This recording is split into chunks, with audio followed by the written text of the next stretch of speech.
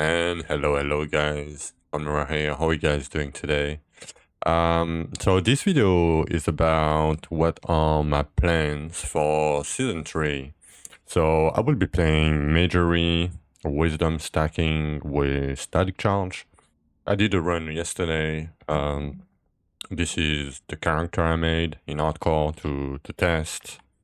We tested so many things, so it's not really let's say up to date. But I'm going to talk to you guys about my plans, what I plan to do, and what to look for, what is the skill tree, and everything. So yeah, so let's start with leveling. The first thing you do, you create a character, and you get a sword, and you go Rupture 1. So in Rupture 1, I would take lightning totems, even though they got nerfed. I think they are good enough, at least for the first Rupture or two. But yeah, I would level to level 5 in Rupture 1, because you cannot get any weapon level before level 5, character level 5. So I would level until level 5 Rupture 1, then pick up every goblet, like every open container you can. You need to keep your essence to 100, like over 100 for when you are over level 5, so you can do the boss instantly. But other than that, you can pick anything in Rupture 1. The open containers is the best to pick. The other ones do not really matter. You can pick them too, but the plan is, so Rupture 1, level 5, go do the boss, then you go Rupture 2. So at the end of the Rupture 1, it will give you like one sword with a better base damage and one axe. So what you're gonna do is you go Rupture 2, you do 100 levels on your mastery on sword, then you switch, you do 100 levels on your mastery on axes. That will give you plus 200 HP. Then when it's done, so while you are doing that, you still try to pick like open containers that will give you any random horn that you can get. It doesn't matter what skill you pick. Try different skill and try what you like. Because at Rupture 8, we're gonna switch to Static Charge anyway. So yeah, do at least axes and sword at Rupture 2. At the end of Rupture 2, you will get a mole and a spear. So you know the trend now. You do Rupture 2, you finish, then you get the mole spear. There is a rank. You can pick whatever. Usually I pick Majory because I'm gonna go Majory later. But yeah, you can pick whatever weapon you want. Then Rupture 3, you do mole. 200. Don't do 200, it doesn't matter. I went a little bit too much. But that's 100 max health too. And then you start with Spear. Spear might be a little bit longer, because you need 420 mastery levels. But yeah, you start to see the train, right? So same as Rupture 2, you pick containers, like open containers, as many as you can. And yeah, pick up whatever skill or whatever combination of skill are good.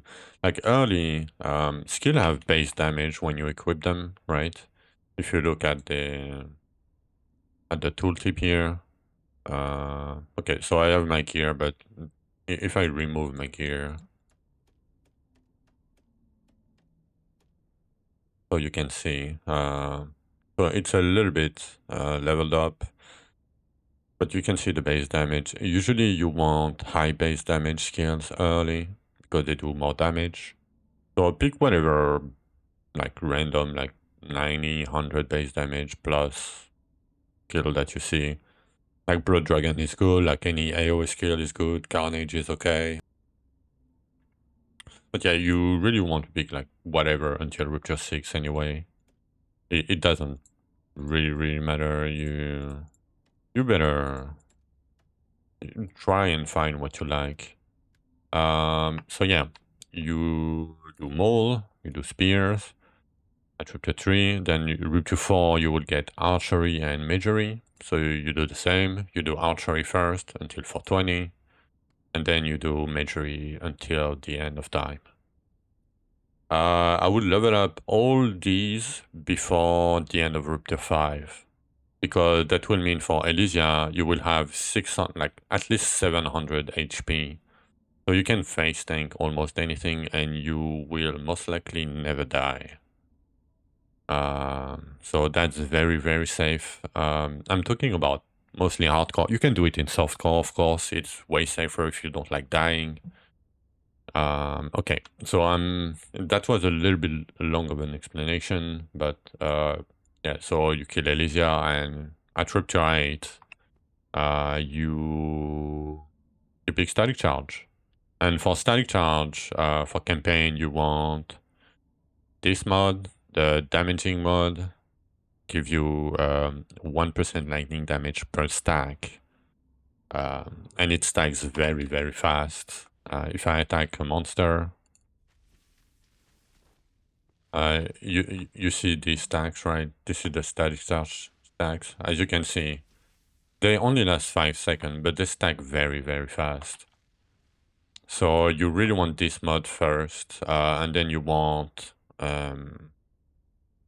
more seconds, like more duration. Usually you want only more duration, but I really like having 20 AoE, because when you're having 20 AoE, if you look at the Static Charge AoE, it's very close to my Discharge AoE. And I'm gonna go a little bit more in detail with that, but it's a little bit over, but that's good. That's a good thing. You, like for quality of life in hardcore, it's a little bit less DPS, but it's more uptime on your DPS, so... But yeah, usually you want one of the buff modifier, and you want only duration mods everywhere, on your belt, on your weapon, everywhere. For the skill tree... Oh yeah, sorry, I forgot something about early leveling. Before Rupture 8, before you get Static Charge, try to get at least 3 purple containers, no matter which one. If it gives you either a weapon, an armor, or whatever, try to pick at least 3, because you will need 30 legendary glowing stone, and a purple item gives you 10. So you need at least 3 of them before Rupture 8, but it's fairly easy to get. So yeah, skill tree wise, so your skill tree will most likely not look like this early.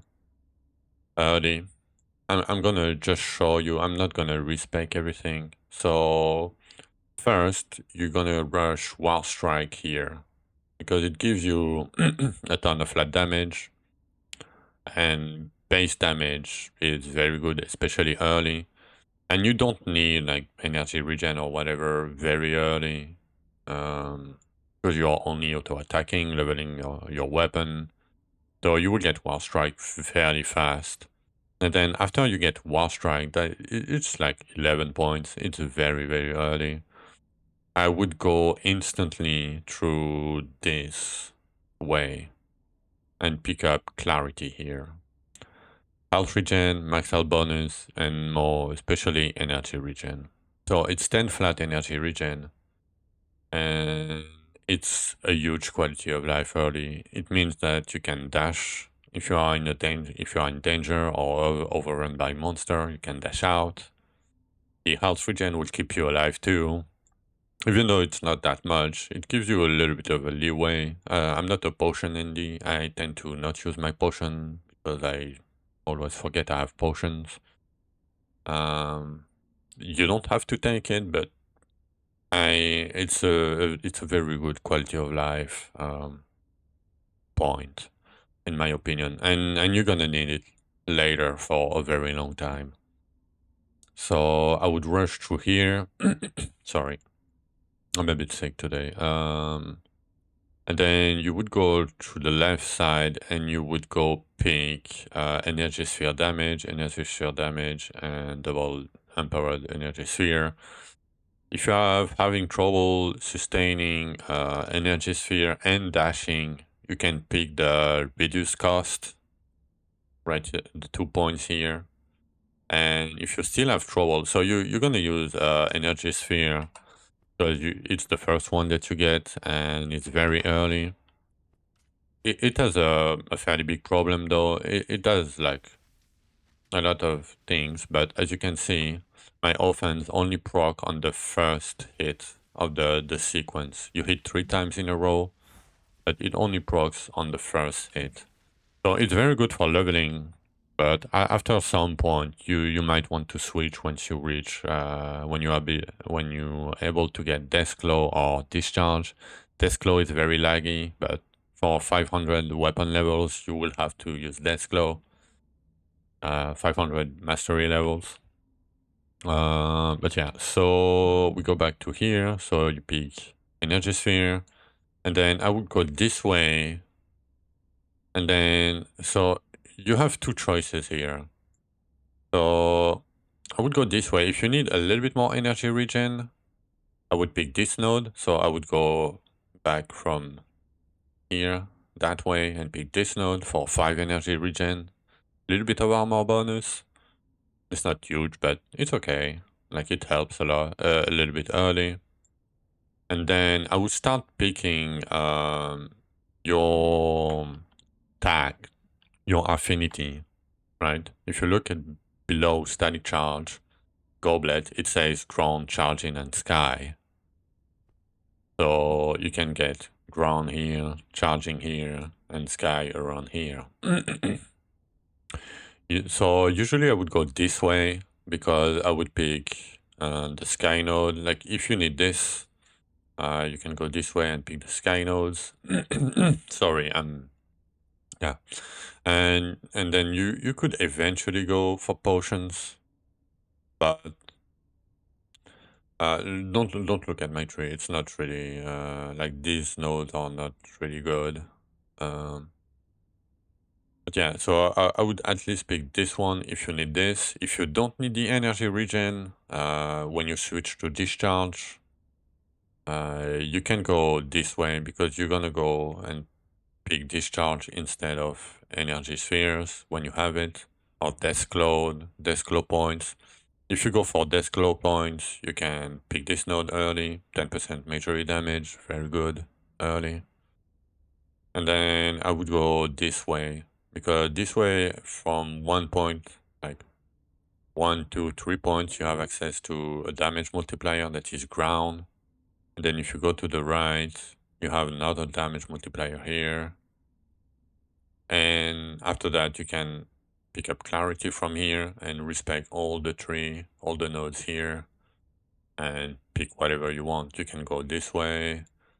Like, the better way, I mean, it's the same amount of points, right? Like this is 2 points if you plan to pick this, and this is 2 points, right? 1, 2. No, this is 3 points. I mean, I actually, that might be better.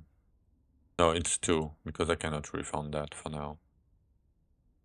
No, it's the same. I mean, no, whatever. But yeah, pick up the affinities first. Like it's a ton of, like it's a more multiplier. So if you get, for example, like sky is a 60% more damage, ground is 60% more damage, and charging is a little bit less. It's 55 because of how it's done. Yeah, after that, I will pick the crit chance nodes. You can pick the phasing transcendence node. Once you have phasing, you can pick the potion nodes. And I'm going to talk about distance demolition and proximity destruction. So these nodes, I think you pick them before the range mastery and the range armor, the damage and the armor. Because so if you play discharge like I do, like if you are like right here from the dummy and you hit him, right? You are at 6 meters, but you're like when you are grinding, it's not easy to be always at 6 meters. You will be like more close to the monsters, right?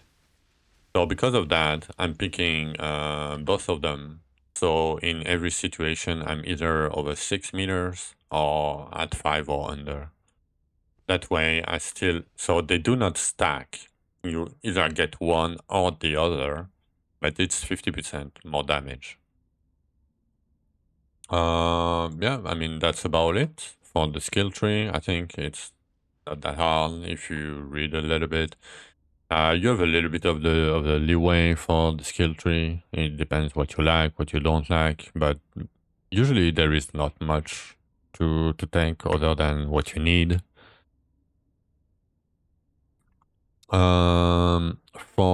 Okay, now for the gear. While you are leveling in the campaign, so if you don't know, you have access to a filter at some point when you reach, I don't know, Rupture 10 or whatever. I don't remember what Rupture you get it, but once you get it, what I would do is I would pick damage here. I would pick whatever you know what? No, maybe not that. I would pick maybe max health for hardcore, and maybe energy regen. I would not look at anything else. The stats are very low, and I would do any here. I wouldn't do whole. And after the campaign, when you reach Rupture 36 or whatever, I would still pick damage. I would pick crit chance. I would pick your ability, so static charge, and I would pick elemental. So at the start when you only have like the campaign pet, I would only pick lightning. But once your pet has two ability, like this is benefit from arcane too, you can go arcane. The best pet is not this one. It's benefit from fire, but it's okay. It's a bit more in depth. Why? But either one can do. It doesn't really matter in the end. In the long term, it doesn't matter which one you pick. Usually, I pick the first one, and that's good enough. So when you reach end of the campaign, I would look at Rupture 31, 33, and 35 because I'm going to show you why. In these ruptures, near the boss room, right here, there is an epic armor container that costs 30 essence. And in this container, you have campaign gear. I don't have it anymore, but it's like purple gear that gives you energy regen, max health, and like a few stats. But most likely energy regen and max health. So 31, 33, and 35 will give you gloves, pants, and chest. And as you can see, it's the only purple I'm wearing. Still, it's not the one from the campaign, but you see your train, right? Because you're only picking these nodes, like these purples, because they are good enough for your energy regen. They give you whatever, crit, max health. They can roll your ability. For example, this one has static charge, 37%. That's very huge because the base damage is 40. So getting 40 when you have 40 is great. But yeah, the reason why we do that is because we gonna need modifiers on all of our other pieces of gear. So you're gonna need, so if you're in hardcore, the first monograms, so if you don't know, you can unlock your modifiers now directly with like an imbued Dwarven rune. And you can get one imbued Dwarven rune very early if you trade 6,500 books to the bookshelf, right? The table that gives you XP when you convert them.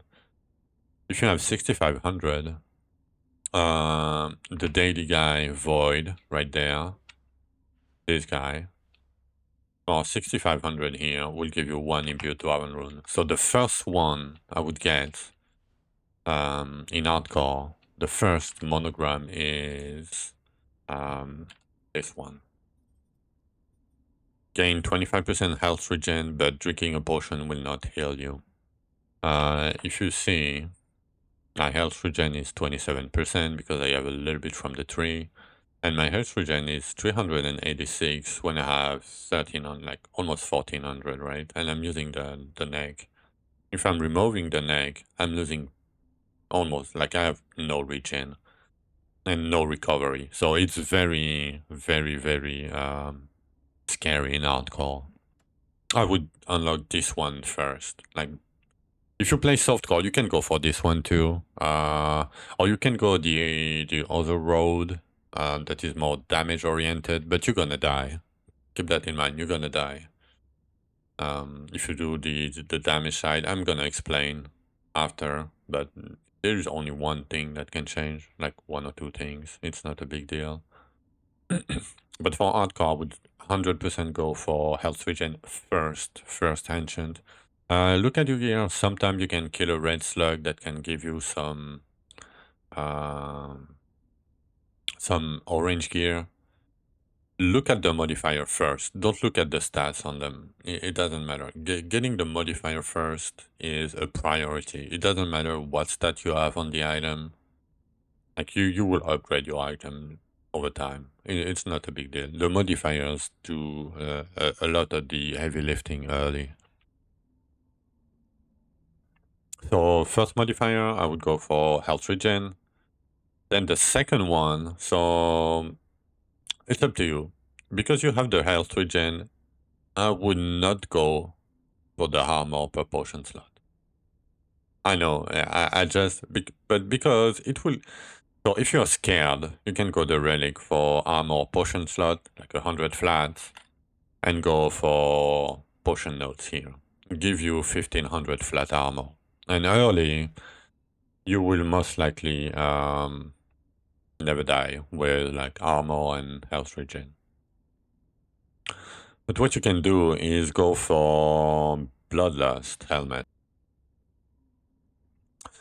So every time you kill or hit an enemy, you have 10% chance to trigger Bloodlust, killing a monster or hitting an elite boss, right? And Bloodlust give you move speed, crit damage, and attack speed. Attack speed doesn't matter. It's mostly for the move speed and the crit damage, and for the buff itself. Because the buff itself will let you get rings that will give you 25% max health while Bloodlust is active, for example. And you can get 2 of them, so you can get 50% max health for free very early.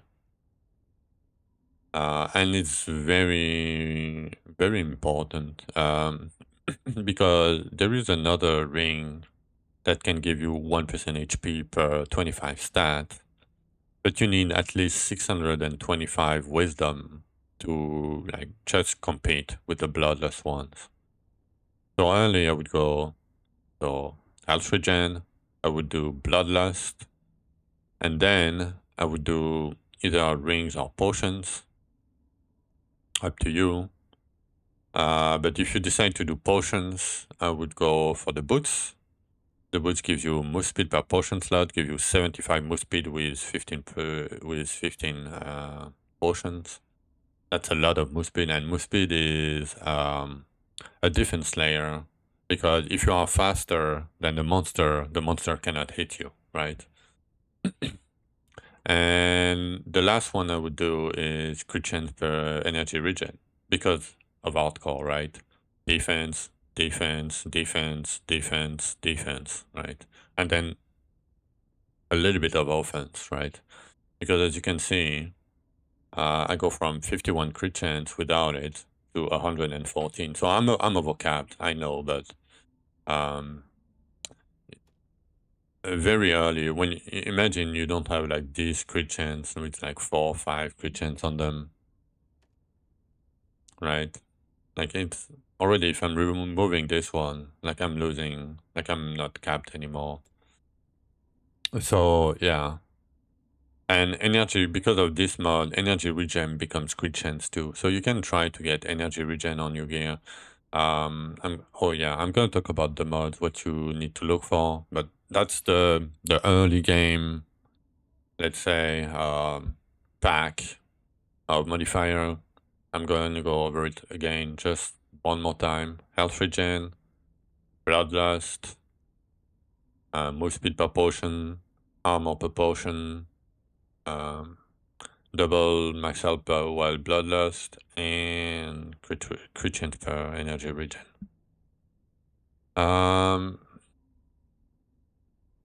So what do you look for on your gear now? That you are out of the campaign, you have your modifiers, right? Can look for base damage still, crit chance, as I say, static charge, very important. Static charge in priority, and elemental damage in priority. So lightning and whatever second one you have. But yeah, you can pick anything that helps you, right? If energy regen is on there, it's like 2.7 energy regen, helps you getting more, like it's more comfy, you can spam a little bit more, you can dash more, or you're not, and it gives you crit chance at the same time. You can go flat wisdom. It's like my gear is pretty bad, as you can see. It has damage, wisdom bonus, energy regen. Keep in mind, wisdom bonus give me like almost nothing, right? Because I don't have wisdom. This is a 2-stat ring, crit chance lightning damage. I happen to roll a high lightning damage on it, very important. Crit chance, major crit chance, damage, flat. Flat damage, wisdom, lightning damage. You see a trend, right? Weapon is whatever. I'm gonna tell you how to get a weapon with an ancient fairly easily. This is just nothing, right? I mean, I benefit from the arcane, but that's it. Purple, purple. I happen to get 2 static charge purple while farming, and this is just static charge and crit damage. So you go from modifier to modifier with 2 good stat, or 1 good stat, or 2 good stat, or 3 good stat. And you pick whatever helps you, but trying to get static charge and priority and elemental damage and flat damage. And on top of that, you want crit chance for later. Yeah, that's about it for the mods. So to get a weapon with an enchant, you need to do a catacomb. So a catacomb here, the ancient catacomb. So when you do your dailies, you clear 10 rupture or whatever, it will give you a key to the catacomb. And the catacomb is 25 level higher than your max rupture cleared. So what you want to do, you need item level 20 weapons, at least, to be able to get an enchant on them. So what you want to do is you keep your key to the catacomb until you can clear like rupture 60, 65. Like I would go 65 to 70. I think I did 66 and I got a 25 weapon from the catacomb. You don't have to go very, very high, but I would do at least 60 before doing it. But when you go there, it's not guaranteed that you will get a weapon, because you have to get to kill red slugs, and red slugs are random drops, right? It can give you like any weapon type, like a maul, a bow, whatever. You can have no red slugs at all. But it will give you also like 1 imbued dwarven runes and chests for like belts, for example. So when you do your catacomb, you can get your weapon and your imbued dwarven rune to unlock your weapon enchant if you still don't have it, right? Because as we said, we can unlock weapon enchants. There is 1 imbued dwarven rune. Okay, that's a pretty long video. I thought it was gonna be like 10 minutes. It's already 30 minutes. So this is like the early game plan. what you want to do is when you are farming, try to get try to focus either on Dwarven runes. It's not that great. Try to focus on handful of bones like the shadow chest, because they will give you grave diggers, and grave digger is very good for your impure Dwarven rune income. Sorry, and small gems gives you a ton of small gems. And like I did 3 grave diggers, and this is my fossil. So like almost 60% damage bonus and 60% armor bonus. When you, as you can see, right, it's all my damage bonus and my armor bonus come from the grave diggers. For the cards, okay, so for the cards, you want to aim at like Great Chance Wisdom. Like this set, the wisdom bonus and the wisdom bonus here, the 5 and the 10%, it's priority. Even early, like even though it doesn't benefit you, you will thank me later if you pick this early. It's very hard to complete sets, so and it's a lot. Like if you complete a set, it's 60% wisdom and 30% wisdom. It's 90% wisdom for 2 card set. Like it's enormous early if you can get it early.